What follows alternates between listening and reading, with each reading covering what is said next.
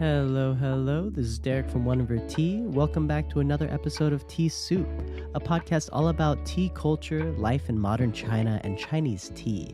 I'm your host, Derek Poskin. I've been living in China since 2016, and I've been drinking, buying, and selling Chinese tea for the past decade.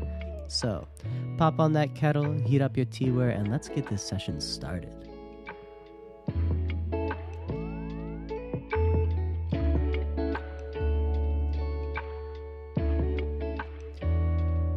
Alright, so in this episode, what I want to do is get a little more technical. While in the last 3 episodes, they were heavily storytelling driven, and I was telling you all about the people I knew, the regions, and a lot of anecdotes and everything. This episode is going to be a little more pen and paper kind of episode. So what I really want to do is finally talk about the legislation, the government initiatives, the restrictions, prohibitions, incentives, all regarding white tea production in the core Fuding region. And as I mentioned, this one will be a very technical episode, but I will elucidate it with a little bit of my insights and what this means and what I've seen in Fuding and kind of what I've seen that fits the bill and what kind of breaks the mold on this, because it's funny, there's so much going on here, and then as soon as you write down a law, people find their ways around it. I think this a Lao Tzu, or maybe it's Zhuang Tzu, says you should never write down your laws, because as soon as you write down your laws, people find loopholes. And so this episode will be all about the laws regarding Fuding white tea, and then how people are either following the law or breaking it.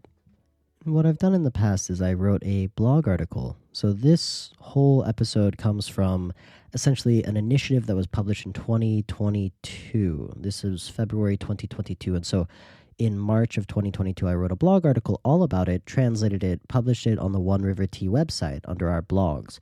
I'll link this in the show notes. And what I'll do in this podcast is kind of break it down point by point because, podcasts are just a little more engaging than a blog post that I'm sure very few people have read.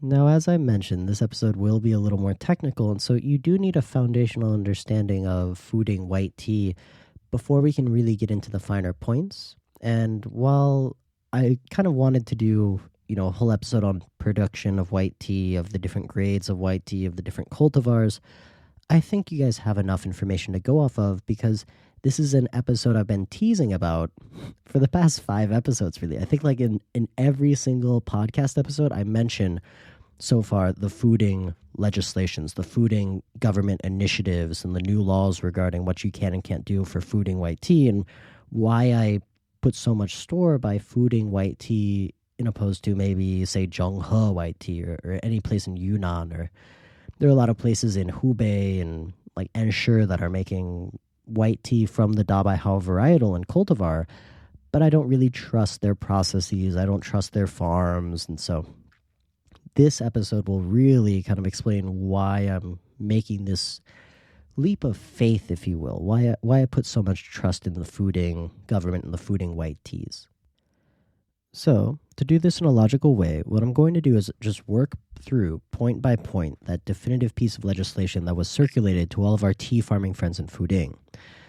And this was, as I mentioned, published in 2022, and our farmer, Cho, is the one who kind of sent it to me, and he's really excited about it. He was telling me how this is essentially going to future-proof all of the Fuding white tea and safeguard the quality and keep the pricing of Fuding white teas high. And initially, I kind of freaked out about this. I was like, does that mean he's going to be raising his prices on me? But it kind of didn't translate to an immediate rising of the prices, except for some silver needles, because some of the silver needles required batch-by-batch testing. And we'll get into this later. So this little piece of this circular was published by the Fuding Tea Industry Tea Development Committee, and is an official document in a way that really only Chinese documents can be, meaning that it has half a dozen of red stamps at the bottom of it to prove its authenticity. And if you haven't done business or done research or lived in China, like, you don't know the power of a red stamp, because to take a really brief tangent on the official seal, the official stamp culture here in modern China, it's huge. You can't have any kind of official document without having a red seal, a red stamp on it. You can't have, your ID, your birth certificate, your death certificate, marriage certificate. They all require huge amounts of, the stamping of the red documents in red ink. And so the seals, not the hairless flipper dogs that live in the sea, but these carved wooden blocks of stone or of wood dipped in ink and then stamped on paper. I think traditionally they were pressed into soft wax or something else, but you'll actually see them in teapots, right? So every teapot maker has their own stamp or their own seal, and that's kind of how in the past you could judge authenticity there. That said, in modern China, everyone has their personal seals, as well as every kind of business has their own, and governing body has their own seals. From the local convenience store or police station all the way up to the CEO of Alibaba or the chairman himself. And so no matter how authentic or official a document is, unless it has the seal, it's not even acceptable. So to explain real quick another tangent on the seals, there's a great story from this book I was reading called China in 10 Words by Yu Hua. Yu Hua is a fantastic essayist, novelist, lived through the Cultural Revolution period, and a lot of his fictions and essays kind of take the place in that era of him growing up in his youth. And while a lot of the reviews for his work say that he's very impartial, very realistic about it, I feel there's a little bit of editorialization going on. He takes a little bit of freedom making it a story versus a non-fiction book. And so what's really cool about this is there is a lot of cool information here that a lot of people don't have access to because this era of time is heavily censored, totally historicized, and very difficult to see through unbiased eyes. And so the part I want to get into in his story, Yu Hua's story in China in 10 Words, is about the January Revolution in Shanghai in 1967. There was a rebel faction. They launched a coup against the government. And what they did is they broke into the government offices and stole the official seal. And once they had that seal, they said, we've seized power. and they used that seal to make all kinds of documents, and by all accounts, these documents are authentic because it has the government seal, which is just really incredible to see how much power gets placed in a single object. There's some other cool stories about how two different parties that are at odds and running a same company will split a seal in half.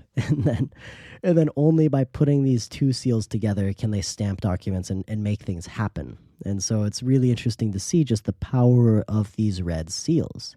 And so to get back to this document that I saw about the Fuding white tea and all the new regulations, it has a bunch of seals at the bottom. And I realized immediately, okay, this is a very official, very powerful document. And so the initial initiative is entitled, I think, 2022 Fuding white tea. Working translation would be a big data traceability announcement. And so published in February 18th of 2022, it has 8 major points, and I kind of want to break down these 8 major points, but looking at it in overview, what happens here is it talks about how these changes will be implemented, how the land will be surveyed in Fuding, how much tea can be produced with each picking grade for each farm. And so these are kind of quotas, like you can't exceed this amount of tea. It fixes the picking seasons and then kind of has this weird caveat where it's like, well, depending on rain. And so it ends on, May 15th, depending on rain. It also talks about who's allowed to sell tea at the whole leaf market. It tells you what kind of legal tender you're allowed to use because, interestingly enough, it's not cash. Then also, finally, it tells you how to get your farm ID card for these government inspections, and then kind of talks about how it will be implemented again and then how it will be supervised and managed. So while this might seem like a huge amount of information for a single circular, one that happens almost every year, the ultimate goal here is very simple. It's to lock down Fuding white tea as essentially a citywide brand, a municipality-wide brand, and not allow fake teas to come in. Fake teas are a huge problem in China ever since, if you listen to episode 1, ever since the Song Dynasty. People are faking teas and selling it. And so if one type of tea becomes really popular from a certain region, you're guaranteed to find other fakes around. And so we'll get into this point by point, and the very nitty-gritty things and my own experiences soon. One thing I want to mention is kind of how I found this document. A lot of my tea farmers were sharing it on their WeChat feeds. One of my tea farmers, Cho, actually sent it to me. And right now, you might be wondering, what is WeChat? WeChat is like the Chinese version of Facebook, Instagram, Line, WhatsApp, Venmo, FaceTime. It pretty much does anything you need your phone to do. In China, it's probably the most important app you could have, and literally everyone uses it. If you haven't, been to China, if you haven't done business with people in China, WeChat is the lifeblood. It's the lifeline. I bought 500 kilograms of teaware and shipped it to America, and this was all done on WeChat. And the guy sent me an invoice on WeChat, and I paid him multiple thousands on WeChat. And so going forward, I might mention WeChat a little bit. And just so you know, it is this kind of social communication app that does everything. I pay my bills on it. I buy my takeout food on it. I can rent cars. I can rent bikes with it. It really does everything. I was talking to a guy on an airplane, a Chinese guy on an airplane a few years ago. And he told me that he lost his bank card, his commercial bank card, about 3 years ago. And he's just been using WeChat ever since. And there's no need for him to get a replacement bank card. It's that essential. And even like during the pandemic, I made a bet with a friend. I was like, I bet you can't go to, Starbucks and buy a coffee without your phone. And they're like, oh, I think I can do it. It's easy. And they can't even leave their community because it was the pandemic, and they need to show them the WeChat health code before they can get out of the complex, before they can get into the mall. And it's incredibly important, this WeChat app. And so I'll kind of get back around to this in one of the points later. So I wanted to lay the foundation now. And so a lot of my farmers were sharing this circular on WeChat. And what's cool about this is they're proud of it. They're excited about it. This doesn't feel like serious restrictions. This is, as I mentioned before, it's like future-proofing the brand of white tea. So what I want to do is break it down point by point, and we can kind of talk about it in this way. The first point in the circular is an interesting kind of flex of power. It tells everyone how it will be implemented, who's going to enforce it, who's responsible for enforcing it. They're going to be hiring this cadre of people that are essentially inspectors to make sure everyone is following along with these new legislations. And this is interesting because, as I mentioned, this kind of State of the Union, these updated regulations come out every year around mid to late February. And I first came across this in 2018. Joe sent it to me when I first met him. And this one in 2018 talks about the banning of pesticides, the banning of summer harvests, and the banning of the gongmei varietal. The gongmei varietal is also the sai cha, which is a different type of tea than the Fuding dabai hao. And with that, they were trying to get rid of the gongmei name, but we'll see in here in this 2022 circular that the gongmei name comes back. So the very first point already tells you who's going to be checking to make sure that people are following along with this. The second point, simply put, tells you that no new tea gardens can be made, which is huge. And this is something Cho mentioned to me back in 2018 or 2019 when I first met him. And so it says that, every farm, the area of tea that can be produced by every farm will be determined by the aerial mapping that happened in 2019 and shall not be added to in principle. Thus, the tea enterprises that have their own garden must be attached to the current garden in use. And what's really interesting about this is all of a sudden now we have a fixed amount of Fuding white tea that can be made. And so the Fuding government can instantly say, now we know that this much tea from this farm can be made every year. And they can calculate the whole yield of white tea for Fuding. This really helps along with fixing prices, fixing yields, and understanding, okay, we can make this much tea. We can make this much, essentially, capital per area, per person, per farm. The third point in this document kind of hits this home by saying, now we can establish quotas, essentially daily yield quotas. And I think quotas might not be the right word. It's kind of like maximums. And so if your farm has, 300 mu, and the harvest season for silver needle is 15 days, you can probably create, 300, 400 kilograms of silver needle. But if your farm all of a sudden is selling 3,000 kilograms of silver needle, something's up. Where's that silver needle coming from? And this is an interesting thing. A friend of mine tipped me off to some really nice silver needle that was growing in Sichuan. And it was growing in Sichuan before the silver needle harvest in Fuding.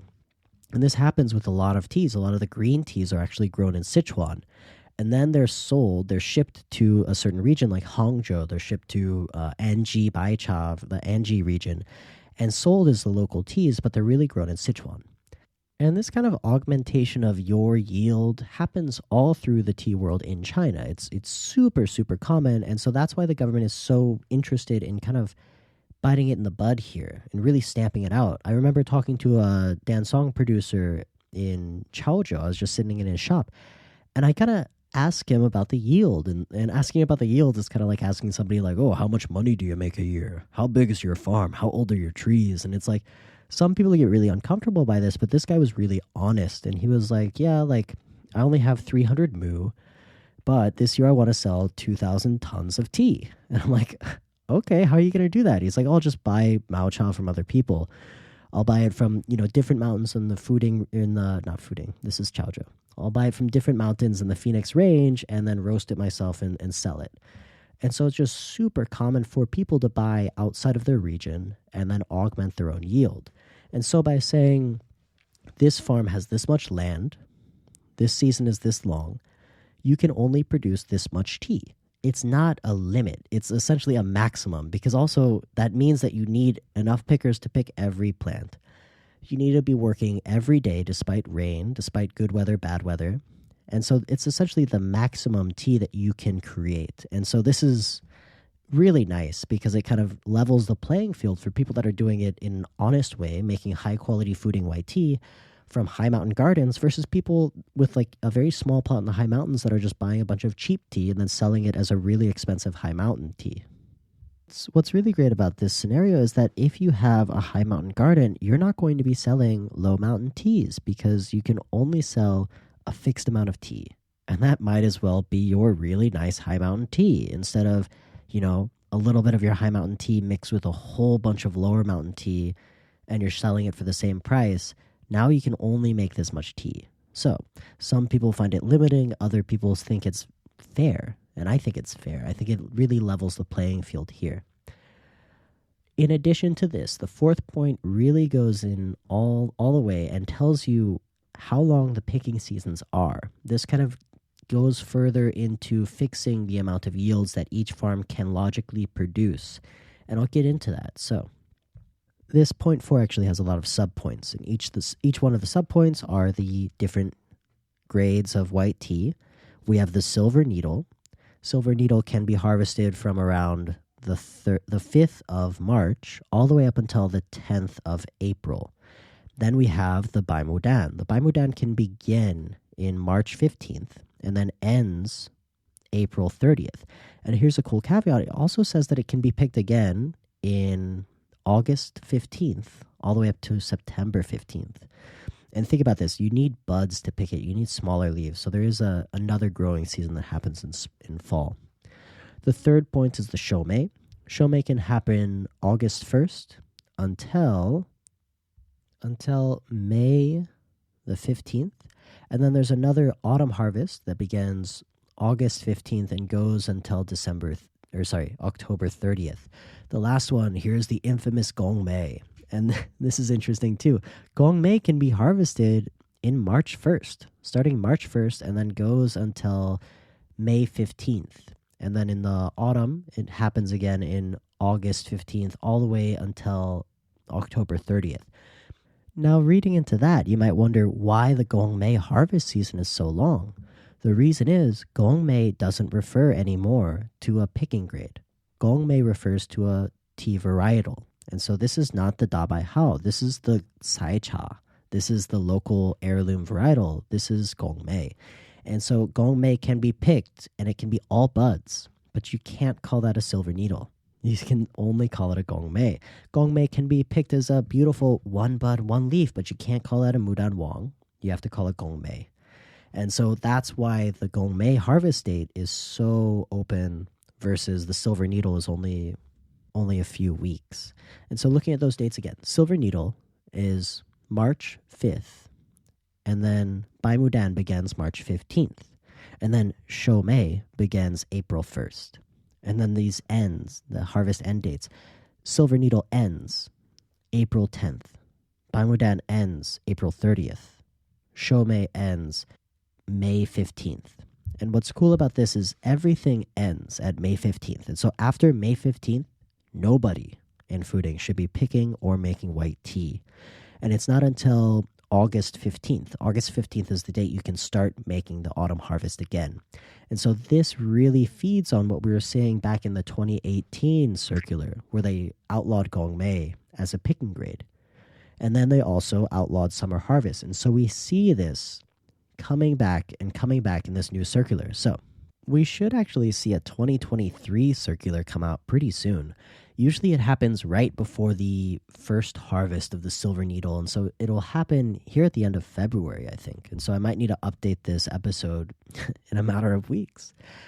Now, one cool thing, it keeps going after it outlines the 4 main harvest dates. We have that silver needle, the baimudan, the shoumei, and the gongmei. Again, gongmei is not a harvest style, it's its own varietal. Baimudan is not split up in between Baimudan King, Jiping Baimudan, and then Mudan. What happens, these terms are kind of put on the tea after the fact. And so there's no specific date for Mudan Wang, the King Peony. Another thing, it keeps going, another subplot of this point is that it's dependent on the weather. If the weather is bad or whatever, if it's too cold and you don't start picking until later, everything kind of shifts out. And then it also says that, but wait, the Big Data Traceability Committee will be telling you when you can start, when you cannot pick, when you can pick, when you can't. The final point in this kind of gives allowances to certain factories, workshops, and trading centers to continue producing tea in the summertime. You know, if you're associated with the college or university research, or if you're doing an experience center for tea and you have tourists and something like that, you can just keep making tea. But what it's really doing is just trying to fix that massive yield and make sure that nobody is kind of making summer tea. Nobody is augmenting their yield from tea outside of Fuding. The fifth point attempts to tackle the really aqueous area of the whole leaf market, the raw leaf market, of people that are selling their fresh leaves to people with factories. And they do this in Diantou. So there's maybe a farm in Panxi. They don't have their own factory, so what they do is they pick a lot of tea and then they bring it into Diantou and sell it as the whole leaf, as the raw leaf. And then somebody with a factory comes through and buys it. And a lot of times this is done with, cash in hand. This is done under the table. And this is a really big loophole in the law because, sure, this farm can produce this much tea. This factory is buying tea from this area and this area and this area. And so they're trying to say that, okay, like if you have your factory, you need to tell us exactly who you're buying your tea from, and then we can check that. But again, that takes a lot of work to really figure out the piecemeal productions that are going on, because there might be, half a dozen or more than that, probably 24 small farms that a wholesaler is buying from. And then this farm gave them this many kilograms. This farm gave them this many kilograms. And then somebody from this big data traceability, some of these cadres need to go through and assess, was that accurate? Was that not? Was this farm lying? Was that farm lying? And so this is where I see a huge, huge amount of leakage in this watertight law that they're trying to make. What they are doing is they're saying that no tea can be traded outside of the seasons. And so it's kind of like make hay while you can, because after, what was that date? That date was August? No, that date was May 15th. After May 15th, the wholesale market's not going to be around. You're not going to be able to get this tea. If we see anyone selling fresh leaf tea, they're screwed.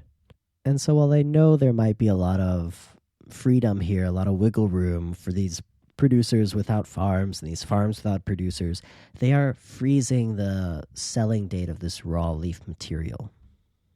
And I remember from my time in the harvest market, in the whole leaf market, back in April, I think it was April 4th of 2022. I was there with a friend, and we saw just a huge amount of tea being sold, and we saw the way these guys would just walk through the bags, give a quote, and then keep walking on.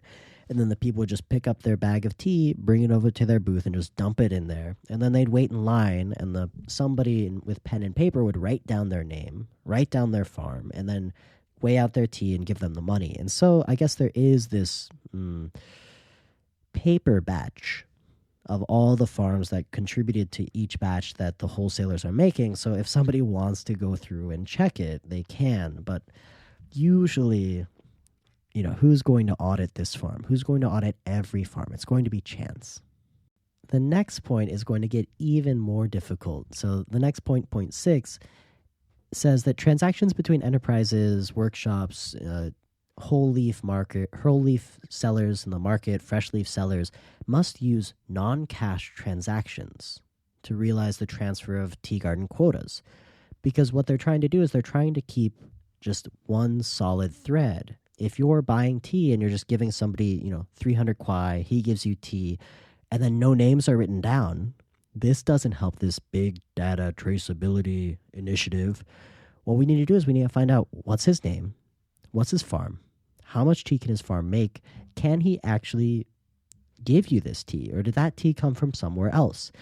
And this is really hard because a lot of the people in these wholesale markets are farmers from the mountains. And I don't know if you ever met any of these kind of like old timers who, grow produce for a living or live in the mountains. Like, they're not using, a smartphone that can buy and sell tea with. What they're doing is they have cash, they have this, they have that. They're not using WeChat, they're not using Alipay or any of these other quote unquote non-cash transactions. And so it kind of follows up, this point follows up, says like, we can encourage tea farmers to use non-cash transactions so they realize that this is impossible. Because I remember in the whole leaf market, the autumn market, the Shomei market I mentioned the last episode, I bought tea from a guy who was from Diantou, and I tried to get his WeChat, and he's like, I don't have a phone. And I was like, oh, interesting. And he showed me his Shenfenzhen, his ID card. And I'm like, buddy, like, your ID card isn't going to help me here. Like, I need to message you if I like this tea. I need to buy more tea from you once I leave this wholesale market. And he's like, and then somebody comes over, he's like, helps me ask the guy, like, what's his phone number? And then they eventually have to like get his son over, and his son's like, okay, this is my dad's phone number or whatever. And so trying to get these people to use the most modern technology to buy and sell, to register their farm and everything, that's going to be a whole job for a lot of these people. However, using non-cash transactions is really helpful if you want a paper trail.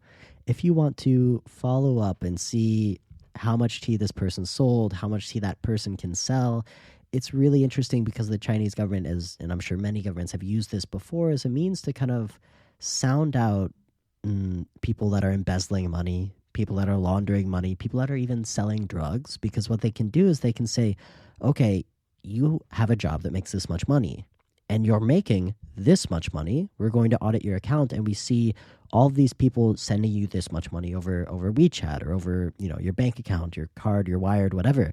If there's a paper trail, it's really easy to catch people that are doing something against the law. And so that's essentially what the government is trying to do here. I mean, it's a much lesser crime selling tea from another region than, selling drugs or something. But at the same time, the government's kind of using this tactic to crack down on the illicit sale of extra regional teas and Fuding. The final part of this initiative, point 7, talks about getting your farm ID.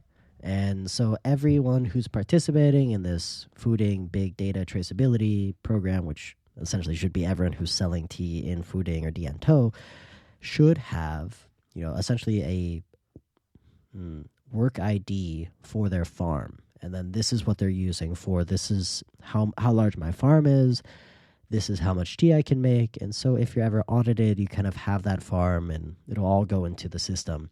Again, this is going to be really difficult for all of these really isolated farmers in the mountains with, maybe no smartphone, maybe not a whole lot of trust in this non-cash kind of currency.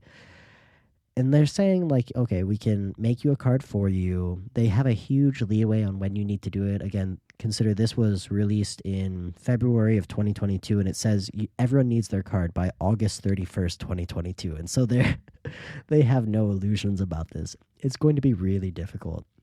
And so I think what they're going to do is hope that everyone kind of, by the spring harvest season, they can talk to almost everyone. Everyone talks to each other about it, and the information gets shared and people start getting their IDs. So this is kind of pushing towards 2023, which hopefully we'll see here soon how much they need to kind of go back on this, how much they need to double down, how much they need to kind of improve on. One thing that I didn't quite see here that I saw in the 2018 Fuding White Tea Circular was that ban on pesticides and the ban on extensive use of chemical fertilizers. So I hope I can go back and kind of find that document that expels or explicitly outlaws the use of certain pesticides, certain fertilizers. What was interesting about that document that I read back in 2018 is that it also calls on neighbors to inform on other people that are using pesticides. And so this is a fantastic use of let the people please themselves. And so if you have somebody, if you're going to give a farmer 500 kwai or, $100, if he can report his neighbor for using pesticides, man, not only is that your competition, whatever, as far as marketing goes, and then you can get money from it. And so we see this happen a lot in China when the government wants a new policy, if they're making sure everyone wears helmets, if they're making sure no one uses fireworks, if they're closing down certain training centers, they do this initiative service where it's like, okay, if you come forward and snitch on somebody, we will reward you. And so not only are you doing your country a service, you're also getting paid for it, and you're preserving the integrity of the market. And so this works exceedingly well. Cho showed me some videos of people that were going through this. These are like the cadres, as they said. The people are going through and checking the fields for spraying. And so they're going through, they're testing the leaves, they're testing the soil, and then either they're essentially shutting down that farm for the year or finding the farmer. I saw one farm that they were actually cutting down all the bushes because they had an excessive use of pesticides, which I remember that was really almost traumatic to me. Was seeing that happen. I think this was another thing I saw on that WeChat that people were sharing and talking about. A lot of my tea farmers were sharing it, and they were all applauding it. They were like, this is good. This is what we need. And so what's really interesting about Fuding is that it's essentially a brand new brand. It's maybe a decade old. Back in 2012, 2013, that's when we saw that huge rise of the Fuding white tea. And so it's a new type of tea that we're trying to preserve the integrity and future-proof. And so a lot of the farmers that are dedicating their entire lives to this, they're so excited to see this preservation of the brand. And going back to, I think, the second episode, when I talk about my time in Taimushan, this is back in 2019 when I first heard about the 2018 circular and the banning of gongmei and the banning of summer harvests. And I remember talking to that convenience store owner in Taimushan, and he told me almost point by point what was going on with the circular. They're like, oh, everything's now organic. Like, we can't do pesticides anymore. We can't harvest the gongmei anymore. And he's just talking it up. And it's really interesting to see like this tea producing region where everyone kind of knows what's going on in the tea world, in the tea legislations. But a lot of people outside have no idea. And so that's why this episode was so important to me. And I really wanted to talk about it because, yeah, like, I mean, imagine when I went up to Taimushan with Ju for his wild Taimushan tea, and I saw them just tearing out those gongmei bushes and burning them because they can't make silver needle out of it. They can't make the higher quality teas that can sell for a lot more. And so a lot goes into these government regulations, and they kind of build upon each other. Here we're hopping in right at 2022, but there's been a lot that's gone on before this. You know, like the canonization of the Dabai Hao varietal, or the Dabai Hao cultivar, as being the standard Fuding cultivar. And as I mentioned earlier, it's actually two cultivars. It's the Dabai and the Da Hao, and they're just blended together, and they call it the Dabai Hao. And now, anything that isn't made with this cultivar is not Fuding white tea. And this is really, really important because a lot of people have tried white tea and they've, have their own opinions about it. But Fuding white tea is something in and of itself. It's not Zhenghe white tea. It's not Huishan white tea. It's not Dansong white tea. It is its own cultivar in its own peculiar climate, in its own peculiar region. And there's so much government initiatives that are going into preserving the unique integrity of this tea that to have a white tea that's made from any other region, it's really not even going to come close to it. And so after hearing all about the new legislations, the regulations, the laws, and prohibitions surrounding Fuding white tea, let's talk about how it affects the farmers. Let's talk about how it affects the people that I know. First off, let's talk about Zhang and Ginger, because they have a huge garden of the Gongmei varietal. And Zhang actually told me last time I was down there, he says, I'm one of the few people that make Gongmei silver needle. And it's interesting because he can't technically say this. He's not allowed to call it silver needle if it's made out of the Gongmei varietal. And so he doesn't market it like that, but he just markets it as a very high quality grade of Gongmei. I saw this in the Tongmuguan region of Wuishan. Apparently, not even the villages in the Masu village can call their tea Lapsong Socheng or Zhengshan Xiaozhong. It's only reserved for a certain amount of villages in a certain area. And so they have to come up with this other name, like flower fragrance tea or peach fragrance tea or something like that, even though it's the same cultivar grown in the right region, but it just doesn't have that kind of certification that the government exclusively gives to certain people. And Wuishan, I'm sure, is a huge, deep rabbit hole in this kind of pseudo-regulations, attempts to regulate, attempts to really make sure that the tea grown in this region is being sold as the tea from this region. And it's interesting, too, because when I was in Fuding last time, we drank a lot of Hui Yancha, a lot of Hui rock teas, and the people were telling me the most outrageous prices for them. And they were like, oh, this tea, it's 6 grams and it costs 2,000 kwai. And they're like, oh, this tea costs 4,000 kwai. And it's like, why are you guys drinking tea that costs $500 for a gaiwan? And then I'm like, who prints this label? And I'm looking at the label and I'm like, this was just like printed on a sticky paper machine. Like, this could say any number. And so there are QR codes that you can scan, and then you have to log into this and log into that, and it really doesn't take you anywhere or prove anything. And so I think that Wuishan will probably get into this kind of price fixing region soon, because right now it's just excessive. White tea right now, it's kind of this slow growth. As I mentioned, I was worried the prices would skyrocket because of all these new initiatives, because it's not cheap to hire a team of investigators to check the fields and go through all of this work. But the prices of tea, of white tea, maybe they raised a little bit, but they're kind of keeping very stable here. So following up with Cho is the one who initially sent me this initiative. He was the one who first told me about Gongmei, about summer harvest back in 2019, and he's so excited. He gave me this a chengyu that you probably know the translation of. The Chinese is Wu Yi Xi Wei Gui.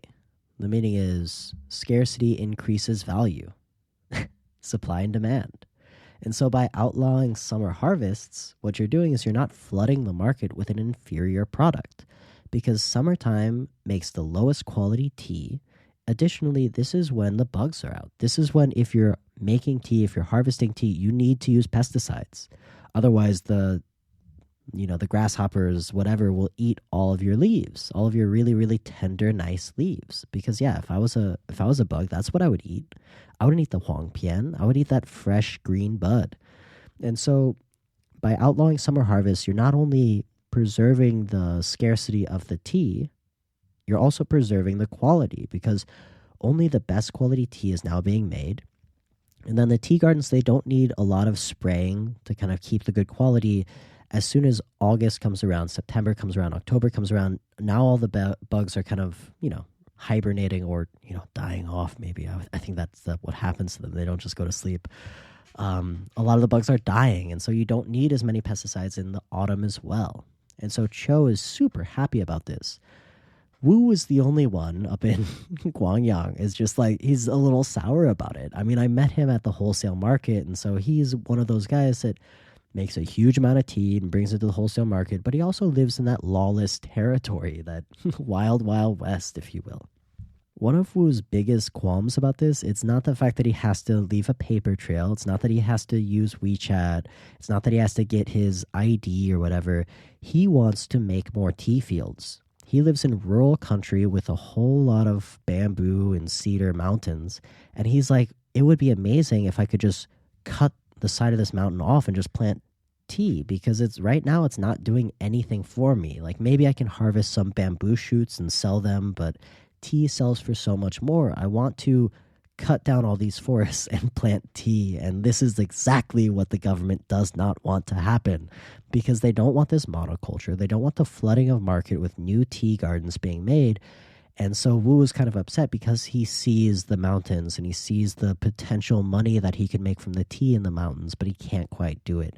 And so that's his biggest qualm. I think his qualm is also for the summer harvest, because now all of a sudden, what's he going to be doing in the summertime?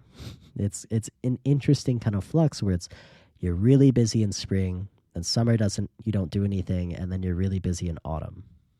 Ju up in Taimushan, who does the wild white tea, I'm not sure how he feels about this, though I have seen him share some of these documents. I think his plot of land is so small that he's kind of doing something else to make most of his money. He's doing, as I mentioned, a lot of the community building and creating this kind of like collective living style and whatnot. And so he's not too fussed about it. I think he's excited because it does kind of level the playing field for him, because he has some really nice high mountain tea, but he doesn't have a whole lot of it.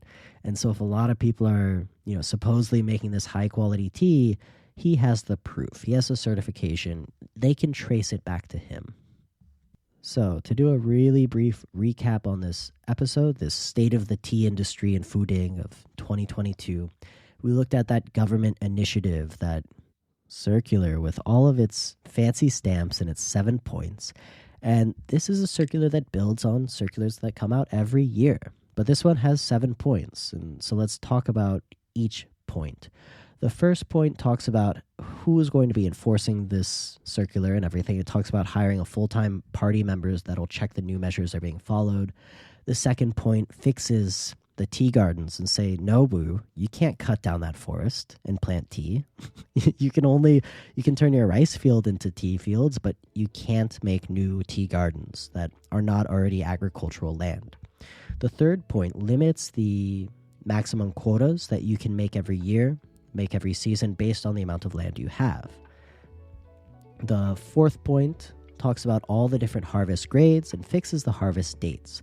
And we've talked about how Silver Needle, White Peony, and Shomei are the main Dabai Hao picking times, and then Gongmei is the other varietal that can be harvested anytime the other ones can. The fifth point is all about the wholesale market, the whole leaf market, and trying to limit the amount of tea that's, being sold under the radar there by fixing the buying and selling for the harvest dates only. The sixth point talks about only using cash transactions, or not using cash transactions, because only using traceable non-cash transactions, which is going to be very difficult. The final note, the seventh point, talks about getting this little ID card for every farm so that your farm can be entered into the big data database and searched. And so that way, if your name keeps coming up on tea that you're selling, they can quickly check and say, do you have this much tea? Can you actually be selling this much tea? And so really, again, what this is doing, it's preserving the integrity of the brand. It's limiting the amount of white tea that can be made in Fuding and saying we're only going to make high quality tea. We're only going to make this type of tea that's picked during this time. This type of tea picked during this time. We're not going to allow you to augment your harvest by getting tea from other regions. It can only be in Fuding. And so this is really good for the municipality. This is really good for the quality of the brand. And it's really good for, essentially, I've said this a few times, for future-proofing Fuding white tea in opposed to any other kind of lawless area. Now, that said, there might be some of these government circulars, these new regulations and these laws and prohibitions for other regions of tea. But I am friends with a lot of tea makers and tea farmers here in China, and as I mentioned, I saw this from my white tea guys posting it on their WeChat. I haven't seen anything like this in any of the other regions, and so hopefully what we can see happen is Fuding has a huge success doing this, and other regions pick up the slack and they start really enforcing these kinds of regulations on their tea making market and preserve the integrity of their brand as well. That said, other regulations might exist that I'm not aware about, but that'll be for another episode. So, I'm going to bring this one to a close. Thanks for listening to this heavily informative episode, and I promise to get into more storytelling next time. But until then, this is Derek from One River Tea. Brew happy.